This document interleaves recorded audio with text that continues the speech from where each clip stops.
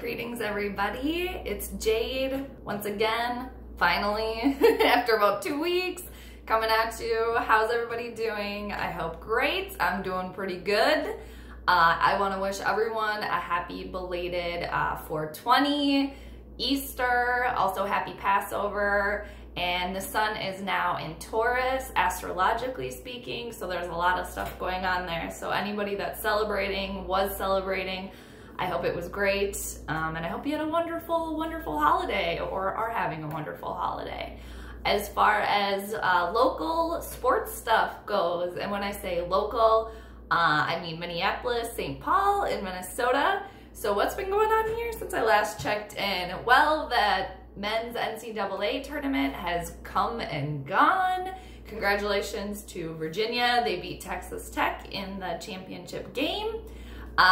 Charles Barkley has came and went as well. There was that whole kind of thing with Charles Barkley, kind of not dissing, well, kind of throwing a little bit of a jab at Minnesota. I talked a little bit about that in my last video. When during the tournament, I believe it was at a Katy Perry concert because she performed here in downtown Minneapolis. I think Charles went and he kind of said something to the extent of like, Minneapolis is great. Is a great city, but I haven't been here for a while because the Timberwolves suck. Preach it, Charles, preach it. I couldn't agree more. Minneapolis is great, and the Timberwolves do currently stink. And yeah, they suck. And as far as Timberwolves stuff goes, there's a little bit of news going on there.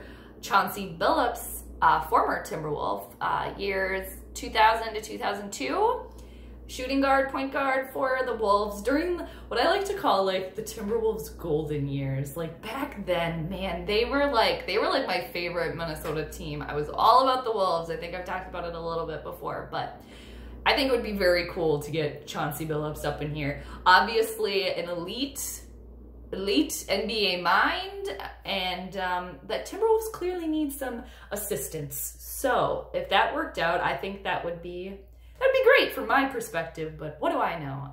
Not very much, I guess, but because I'm an outsider like everyone else, but that's kind of exciting as far as the Timberwolves go. And for our Purple Nation, Skol Nation, for the Vikings, technically we're still in the off season, of course, but the draft, you guys, that is finally upon us. That's happening this week in a couple of days, this Thursday to Saturday. I believe the Vikings have their first pick is at 18. All I can say about the draft right now and the Vikings drafting players is I think what else everyone else has been thinking or what they want them to do. Offensive linemen and nothing else. Offensive linemen, nothing else. Or anybody that can play offensive line, get them on the team. And if you want one that gets picked beforehand, Spielman, work your friggin' magic stick or whatever the hell you do. Work your magic. And trade, I don't know, maybe use Kyle Rudolph or somebody, Trey Waynes, Xavier Rhodes is upon. I don't care. We need some offensive linemen on this team. Otherwise, it's going to be a repeat of last year. So, anyway, the draft is upon us, my friends. So that's happening. And the Vikings, they signed former LA Rams quarterback Sean Mannion. Don't know a lot about him, but I know he is now going to be our backup quarterback to Mr. Kirk Cousins, along with Kyle Sloter. And I always kind of liked what I saw with Kyle Sloter too. So it's like, is he just immediately third string, or I don't know, maybe I should do a little bit more research on Sean, but in the future I probably will. And who knows, maybe we'll see him a little bit more than we expected. Not saying that I want like Cousins to get hurt or anything, but you never know, especially with a shitty offensive line, but they're working on it. Hopefully working on it. Work on it, okay? Alrighty. And Adam Thielen, Mr. Detroit Lakes, Mr. Hometown Minnesota boy, he finally got his money, finally got the big boy money. He got that 4-year deal, $35 million guaranteed, I believe with a max of $74 million in incentives. So, golf clap for Adam Thielen. Congrats, dude. Great player. And to Minnesotans, they all love a good underdog story. You know, they cheer for the underdog. A lot of people do, but especially because there's this Minnesota connection with Thielen being a Minnesota boy. So, of course, Minnesota people, they just love that. They eat that shit up. Love it, love it, love it. But happy for him. I'm also kind of hoping too that, like, this shouldn't, like, propel someone to the next level. Like, people should already, in my opinion, be playing at their peak all the time. But if it gives him and Anthony Barr to just, like, that extra motivation that they needed to, like, bump it up to the next level, which I think is there. It's like, there's more down there too, with Thielen and with Barr especially too. It's like, almost like, especially with Barr, almost like he's just purposely holding himself back. I think people have also talked about that in the past. Just an assumption, obviously, at this point. But the boys got paid. So are we going to see some, you know, less than 10-second routes from Adam Thielen? Is Anthony Barr going to show up and play every game? I think so. And I'm going to kind of be watching that too, just to see, like, was it really the money that they really wanted? Was it partially the money? And also, like, they maybe just needed, yeah, another little boost of encouragement in some way. And I don't know. Who knows? Anyway, just play at your top. We need it. We need all the help we can get. All right, and then the Vikings schedule has come out. We've seen the schedule, everyone. What does everybody think? There's a few primetime games in there, and couple Monday nights, couple Sunday nights, Thursday night versus Washington. Of course, I did my picks, and it's just fun to do that because the season hasn't even started. So many things could happen around the league that could affect the outcome of the games, but it's still fun to pick, right? So my generous picks for the team, when I say generous, I'm like on the fence about whether they were going to win or lose one. I have the team going 8-8, me generously speaking. So I'm going to go down the line at Atlanta, at Minnesota. I have Minnesota losing that. I'm not going to spend a lot of time on each thing because, like I said, it could just change. This is just like my first glance at it. I'm like, all right, let's see. I have them losing against Atlanta at home, the Vikings, and then I have Minnesota losing the second game at Green Bay. Danica Patrick's boyfriend is back in full force. He doesn't have Mike McCarthy in his way anymore, so I don't know. Weirdness there. Weirdness. I would love them to come out at 3-0, but I'm very hesitant at that, especially the first game versus Atlanta and then the second game at Green Bay. It's like, I don't know. Anyway, lost against the Packers week 2. I have them winning against Oakland in week 3. The Raiders are coming into town. However, I feel like the Raiders are going to be a force to be reckoned with here, especially with, you know, John Gruden at the head there, and then Antonio Brown not on the team. I think, especially in a couple of years, they're going to be lethal. If not this year, I don't think we can underestimate Oakland, and even with me saying that, I picked Minnesota to win that one at home. All right, and then week 4, Minnesota's at Chicago. Minnesota is notorious for playing terrible in Chicago at Soldier Field, so Soldier Field, right? In Chicago, I'm pretty sure. Pretty sure Soldier Field. I have them losing that. And then we have Minnesota at the New York Giants. I have the Vikings winning that. They play pretty well normally against the Giants. Philadelphia at Minnesota. I have a win with a question mark. Win with a question mark. This is me being generous. So, but I kind of think that the Vikings are going to lose that. It's like kissing Kirk Cousins. He just doesn't play well at home unless he can kind of like wrangle that in, the extra pressure. Maybe, you know, since year 1 of him being on the team is over. We'll see. Minnesota at Detroit, I have them winning that. Washington at Minnesota, I have Minnesota winning that. And here we get into kind of loser's row, I'm going to call it. Minnesota at Kansas City, loss. Minnesota at Dallas, Sunday Night Football, loss, losers. Denver at Minnesota, I think they're going to win that one. Monday Night Football, Minnesota at Seattle, they're going to lose that. Minnesota plays terrible against Seattle, whether it be away or at home. They're going to lose that, but prove me wrong. And then it's Detroit at Minnesota. I have the Vikings winning that one. And then it's Sunday Night Football, Minnesota at the LA Chargers. Another loss there, I'm afraid. And then it's Green Bay at Minnesota, Monday Night Football. This was another win for me with a question mark for the purple. And then ending the season with Chicago at Minnesota, which I think is also going to be a loss. So that leaves Minnesota at 8-8. And then if they were to lose my question mark games, that would leave them at 6 and 10. I don't really have high hopes right now, do I? I'm just really hoping the defense, that defensive core, you guys are together, lead us to the promised land and help us out, because I think they're gonna need it. But that was just fun for now. We'll see what actually happens. So some other player stuff, shenanigans going on. Did anyone else hear about what Kirk Cousins said when he was referring to going through a new playbook? When you get a new playbook, going through a playbook, he said, quote, is the same way you eat an elephant, one bite at a time. What the fuck? What the fuck, man? What does that even mean? Who eats elephants? Who? A very interesting comparison there. With that, thanks, Kirk. Our starting QB there, eating elephants. Fucking A, man. That's a strange one.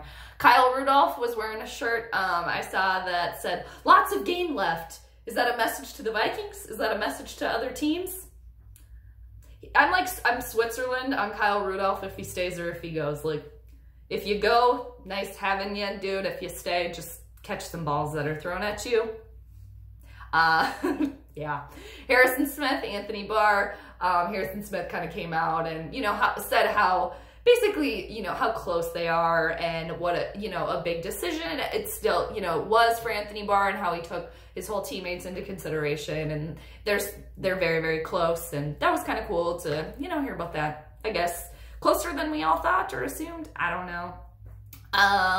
Kind of around the league, there was Juju Smith-Schuster and Antonio Brown. There was a mini Twitter feud that happened there.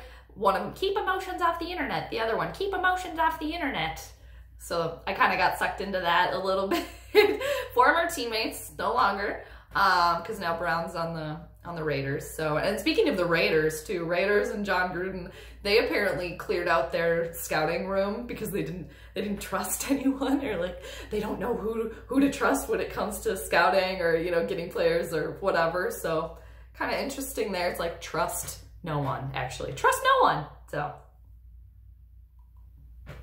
all right. And kind of moving on from sports a little bit, last week I went and caught one of Dave Chappelle's, he kind of announced that he was doing a couple of comedy sets in Minneapolis at the Varsity Theater a couple weeks ago, and then he had, I think it was 4 nights last week with 2 shows a night. I went Tuesday night. I was lucky enough to get a ticket. My friend had an extra front row ticket to Dave Chappelle, and I luckily got it somehow, so that was fun. I went to the 10 o'clock one on Tuesday night. Chappelle chain smoked the entire time. I think obviously working on some new material, I think for probably his next special. Chappelle talked a lot about his last Netflix specials and kind of, you know, a little bit of the hates and stuff that he got from that. He talked about his kids and, you know, his wife. He has got, I think a couple sons he was saying in high school, so he was talking about them. He was talking about Nipsey Hussle.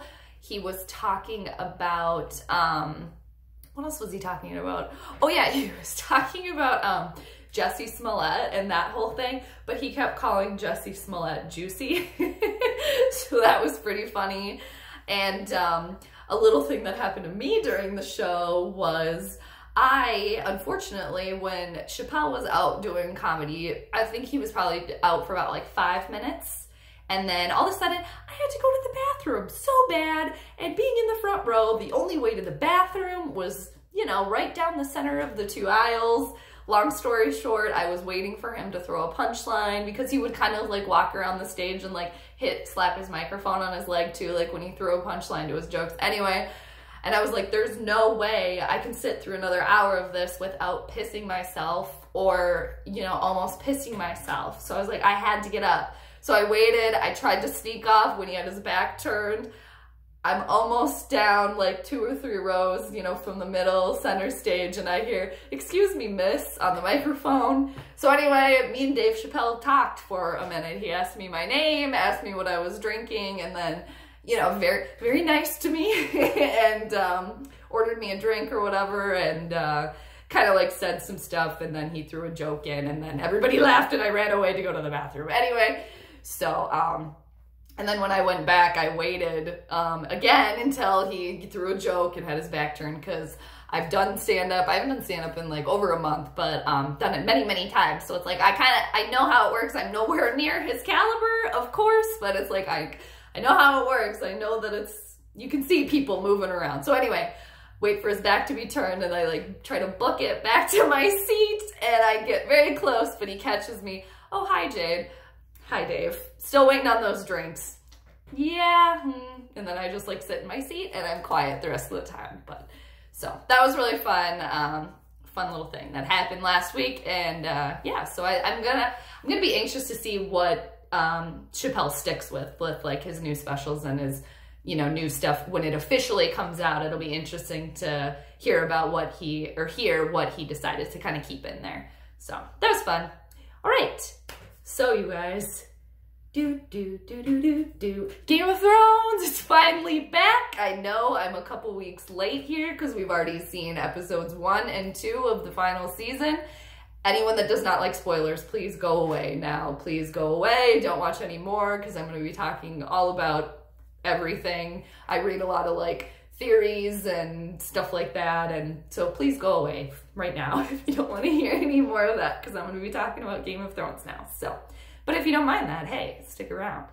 And back to like the football and the Game of Thrones thing too. Did anyone else see the Atlanta Falcons schedule release? The Game of Thrones thing. Oh my gosh, I don't like Atlanta. Being a Vikings fan, I don't like the Falcons, okay? I don't like them. I haven't liked them since what, 98, I think is when the hatred started. But as far as their schedule release goes, well done. I mean, that was great. I mean, it's just great. Just on trend right now. Very well done, and I just really, really loved it. So watched it a couple of times. I wish the Vikings would have done something like that. That would have been cool. Anyway, so Game of Thrones, what has everybody been thinking? What does everybody think? There's been not a lot of action happening, but a lot of like setup, obviously, right? So episode 1. Episode 1, it's like the first thing I think of with episode 1 of season 8 is I want that 5 minutes back of that dragon rom-com that was happening during that episode. I would really like that 5 minutes of our episode back, and maybe that could have been about 2 minutes as opposed to 5 to 7.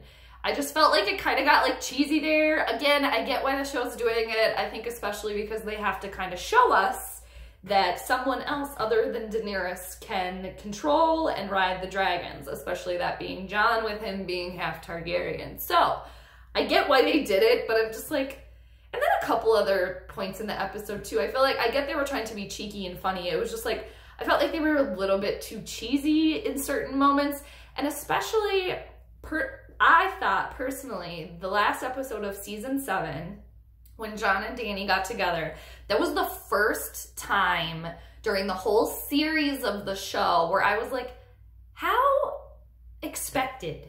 How, like, really, you had them get together? Like, I've never been a fan of that, not only because of like the incest thing, because we already got Jaime and Cersei with that, like that's enough, but also like, really, you're gonna put them together? Like, that is just so, like, there's no excitement there. That's just so like typical that they would do that. So I kind of got annoyed by that. And then, you know, them, and then the whole like her gonna have their baby, and then obviously their baby's gonna be the heir to the Iron Throne. It's like, I don't like that. That's too easy of a plot. And it's like, I think Game of Thrones is better than that. At least I hope that they're better than that they throw a little wrench in. And I think now with episode 2 coming out, we can definitely see that their relationship isn't as solid, you know, as people kind of thought or maybe wanted. A lot of relationships too. And I think that's what they were obviously doing with episode 2, is like setting everybody up, because we're obviously going to lose a bunch of these people, you know, seeing where they're all at towards the end, and, you know, kind of getting some semi-closure with like characters and how they're feeling and stuff like that. So I get it, but at the same point, like last night during the episode, I kept checking the timer, like, or the time ticker, and like, how much do we have left in this episode? I was like, oh, at one point I was like, oh, we got like 32 minutes left. That's enough time for a little bit of a battle here. Let's wait like 5 minutes. And then I kept checking again, and then it just kept getting closer to the end, and I'm like, no action's gonna happen in this one. I mean, clearly they're doing that too. The show, I think, is just like making us they're testing our patience here. Are they not? As fans, you guys, are they not just testing our patience? Damn. But I mean, I think these next, because what do we have, 4 episodes left now? Because I think there's 6 total, right? These next 4, they're going to be nothing other than like stuff happening. At least they better be. Otherwise, I'm going to be a little bit disappointed. Aren't you guys? Some of the show theories that I've read or heard that I really am kind of like, I never even thought of that, but I like it. One of them is that Circe is going to die by giving birth to a son, because her prophecy is that she is going to die at the hands, I think, of her little brother. Her son would also be technically her little brother. Fucked up? And an interesting, that would be a fucking twist. I kind of like that. I'm also, yeah, I mean, I hadn't thought of that. And I was like, damn, that would be an interesting one. We didn't see Circe at all, too, in the episode 2, but we heard a lot about her too, right? A lot of people were talking about her, especially Tyrion and Jaime, obviously, because like I said, they're setting up all the characters, you know, that are going to be going into this big battle. Also, I feel like the Hound is going to make it out of this battle, because we need to see the Hound and his brother fight. We need to see the Hound in the mountain, what is it, the Klingon Bowl or whatever it's called. I think he's going to make it out of this battle alive, because we got to see that. We got to get some closure there. We didn't get any closure there with that. So I'm predicting that the Hound's going to make it out. As far as the rest of them go, oh man, it's everybody for themselves, right? Ugh, I think Tyrion's probably going to go. I'm not sure during this battle, because I think Bronn's definitely going to take either Jaime or Tyrion out with that crossbow thing, shooter thing. And that's... something's got to happen there with that. Arya, this last episode, get your life, girl, get your life. Obviously, there was like foreshadowing that Gendry and Arya were gonna hook up like the whole time. Get it, girl, get it. I like it. Oh, Jaime and Bran being back. Bran's like, I'm over that now. I'm like totally a new thing. I got way bigger shit to worry about than you like pushing me out a window like 10 years ago. And I like Jaime too, and Brienne too. I hope Brienne makes it out. I mean,